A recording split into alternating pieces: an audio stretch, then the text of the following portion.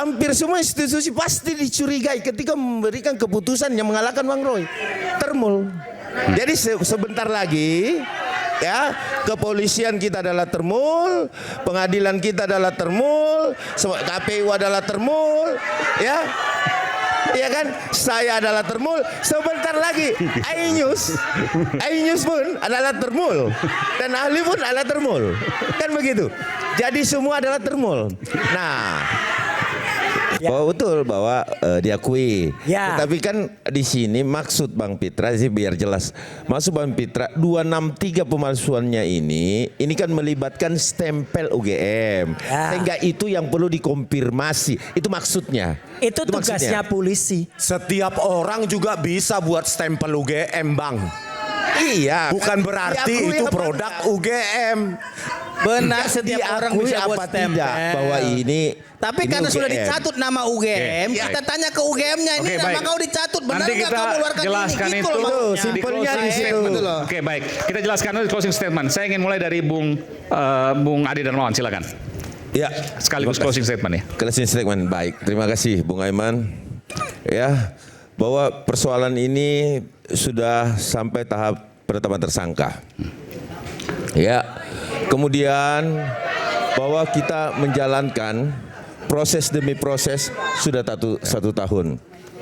Terus kemudian ini sudah banyak yang terlibat Bung Aiman. Terlibatnya yaitu beberapa institusi pemerintahan, badan publik yang ikut terseret dalam hal ini. Kenapa? Karena memang proses ini melalui institusi publik tersebut. Contohnya KPU. Nah, karena KPU juga diberikan fotokopi yang dilegalisir menjadi dokumen publik. Kemudian ada dari KIP juga sudah menyidangkan. Artinya semua dokumen sudah melibatkan institusi publik. Nah, ini berjalan. Kemudian lahirlah penelitian yang menurut hemat saya, keahlian dari Bang Roy dan Bang Rismon itu adalah keahlian akademik. Tetapi perlu saya tegaskan juga bahwa keahlian akademik itu ketika dia mau bersaksi di peradilan tentu tidak akan menggunakan keahlian itu. Dia harus bersertifikat melalui BNSP. Saya juga sudah cross check sampai ke BNSP bahwa memang belum ada BNSP.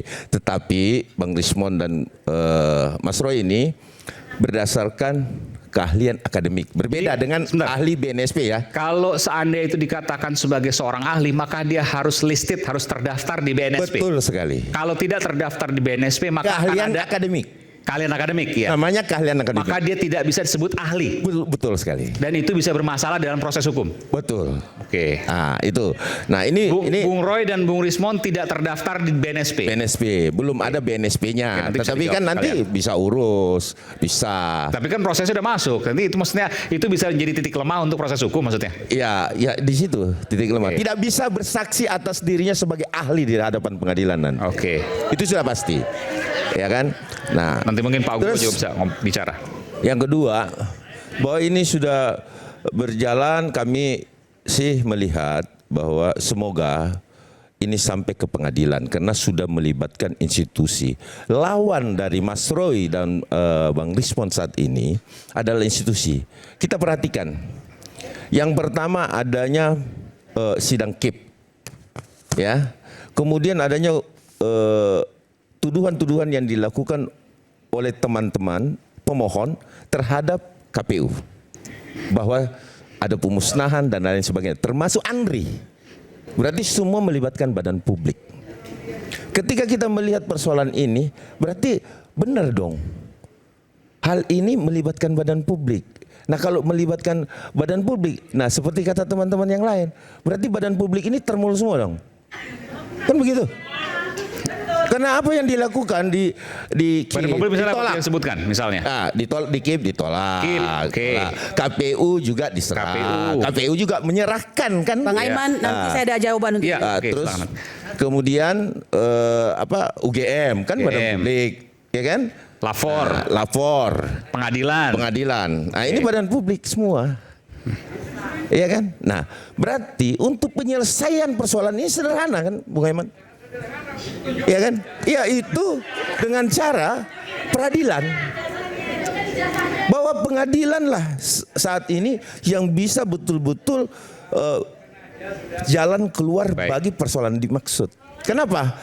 Karena memang sudah harus seperti itu. Nah, dijawab lagi bahwa hampir semua institusi pasti dicurigai ketika memberikan keputusan yang mengalahkan Bang Roy. Termul. Jadi sebentar lagi ya, kepolisian kita adalah termul, pengadilan kita adalah termul, KPU adalah termul, ya. Iya kan? Saya adalah termul. Sebentar lagi iNews pun adalah termul dan ahli pun adalah termul. Kan begitu. Jadi semua adalah termul. Nah, semangat kan? Nah, Kalau saya belain Bung Ade, saya dibilang termul juga. Gitu. Bang Aiman belain saya termul. Kalau saya dibilang saya mendukung Mas Roy, saya dibilang Saya nggak pernah ngomong teroris katanya. Yang mana bebas lah terserah. Artinya itulah yang terjadi. Jadi bahwa apa yang terjadi saat ini kita ikuti, kita tunggu. Semoga pemeriksaan gelar perkara, saya nggak tahu jadwalnya, mungkin minggu ini ya. Minggu ini sudah gelar perkara. Setelah gelar perkara kita lihat, karena kita akan berjumpa di gelar perkara nanti kan. Gelar perkara, kemudian pemeriksaan 5 tersangka. Selesai, kita tunggu.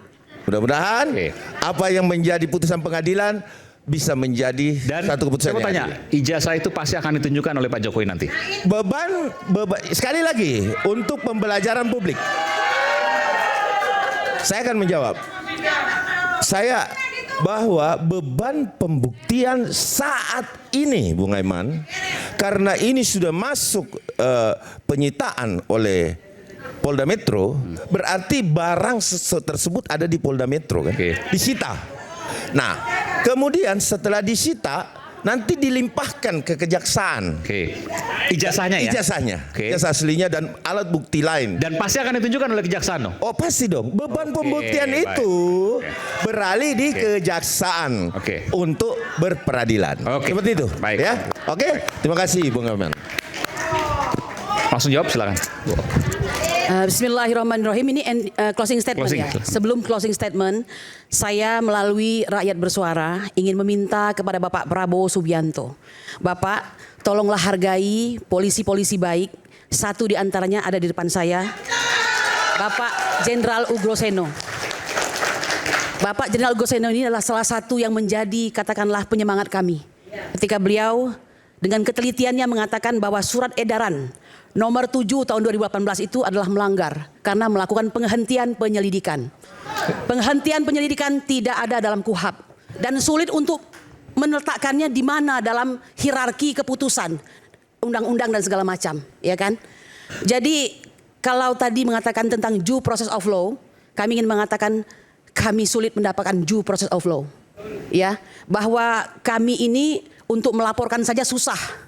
Tidak mendapatkan laporan tapi menjadi dumas hampir 8 jam lalu dibiarkan begitu saja. Tapi ketika Bapak Jokowi akan melaporkan kami, barulah itu pelan-pelan seakan-akan diangkat seperti itu ya. Nah lalu dalam perjalanannya mengenai gelar perkara khusus itu banyak sekali yang dilanggar, terutama Perkapolri yang dibikin sendiri, yaitu Perkapolri nomor 10 tahun 2019, terutama pasal 10 dan pasal 84. Silahkan cek. Apakah di situ ada berita acara penyitaannya? Uang ijazahnya sudah dikasih terus diambil lagi, kapan disitanya itu? Jadi kami ingin mengatakan jika hari ini kami bertahan hampir 8 bulan hanya karena kebesaran Allah Subhanahu wa taala dan Tuhan yang Maha Esa serta orang-orang baik seperti Bapak Ugro-Seno. Semoga beliau di masa tuanya ini akan tetap terus mengabdi kepada kepolisian karena kami mencintai polisi Republik Indonesia dalam rangka hari ini percepatan reformasi Kapolri ya. Baik, yang kedua, Bang Bang Aiman, saya ingin mengatakan begini ya. Due process of law ini kata yang sangat keramat. Bayangkan, dalam kondisi saya sebagai tersangka, kami tetap bekerja. Kami mengawal Bonatua Silalahi di Komisi Informasi Publik. Perlu Anda ketahui, tanggal 5 Desember dicabut kuasa kami untuk mengawal daripada saudara Bonatua Silalahi.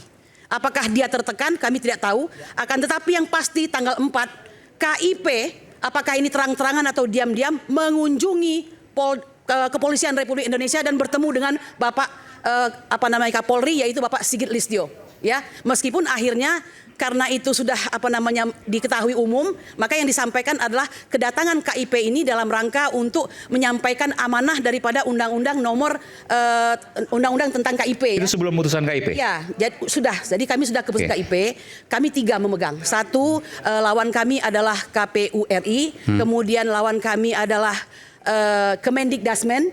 Kemudian yang satu lagi Andri. Ya. Andri, Nah, ya. jadi Andri sudah diputuskan bahwa kami ditolak semuanya, tidak bisa mendapatkan dokumen tersebut karena dokumen tidak dikuasai oleh Andri. Ya, nah seperti itu keputusannya. Persidangan tuh berlangsung sangat meriah ya. Dalam artian inilah persidangan yang kami dambakan. Harus kami akui para komisioner itu. Kami tidak perlu berpayah-payah, mereka sangat teliti menanyakan, yang akhirnya membuat kewalahan badan publik yang bersangkutan begitu. Seperti Andri misalnya, mengapa dia tidak melakukan arsiparis ya, atau hasanah daripada dokumen-dokumen tersebut, sedangkan dokumen tersebut setelah 10 tahun harusnya sudah ada di Andri. Kami mengharapkan dokumen itu tidak ada. Jadi mereka tidak aktif untuk mengarsip begitu. Nah, kan ada undang-undang yang mempidanakan hal tersebut karena sangat berbahaya. Presiden ini tidak banyak. Berapa sih dalam setiap 5 tahun? Dan mereka nggak punya data itu begitu. Nah, jadi kami di awal diberikan Seluruh presiden, Bu, ya? Nanti jangan potong. Seluruh presiden. Jangan potong dulu. Saya nanya aja. Jangan potong dulu. Saya Ini nanya.